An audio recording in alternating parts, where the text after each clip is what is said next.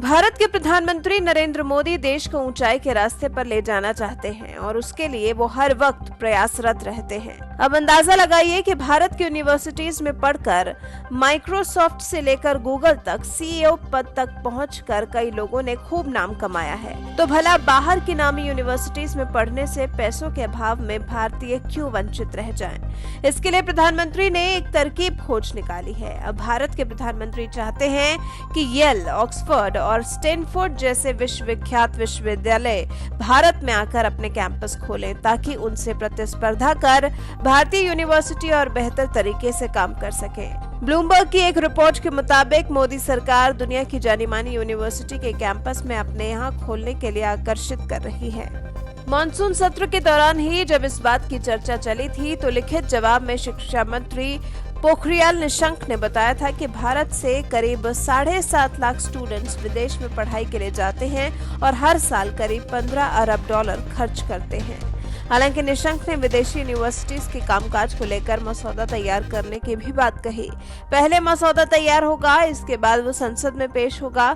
इसे सत्ता पर काबिज बीजेपी के परिवर्तन के इशारे के रूप में देखा जा रहा है, क्योंकि ये मोदी सरकार ही थी जो अब तक एजुकेशन सेक्टर को खोलने के खिलाफ थी। ऑस्ट्रेलिया सरकार और कुछ यूनिवर्सिटीज की तरफ से प्रस्ताव पर रुचि दिखाई जाने का जिक्र करते हुए निशंक ने कहा, इसे लेकर बहुत ज्यादा उत्साह है। दरअसल सबसे पहले भारत के लिए जरूरी ये है कि वो सबसे पहले अपने विश्वविद्यालयों को और ज्यादा प्रतिस्पर्धा बनाने के लिए एजुकेशन सेक्टर में सुधार करे, क्योंकि ग्लोबल कम्पिटिटिवनेस इंडेक्स 2020 में भारत का 132 देशों में 72वां नंबर है, जो इंडेक्स टैलेंट्स को बढ़ाने, आकर्षित करने और बनाए रखने की किसी देश की क्षमताओं को दिखाता है। परेशानियों की बात करें तो भारत में विदेशी यूनिवर्सिटीज को स्थापित करने के लिए सबसे मुख्य धारा जटिल नौकरशाही है।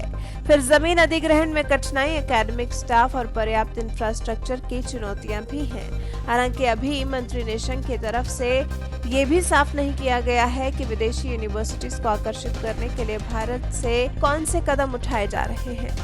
लेकिन ये जरूर बताया कि जो संस्थान नॉट फॉर प्रॉफिट आधार पर यहाँ अपनी शाखाएं खोलना चाहती हैं, उन्हें सरकारी संस्थानों के साथ साझेदारी करनी होगी।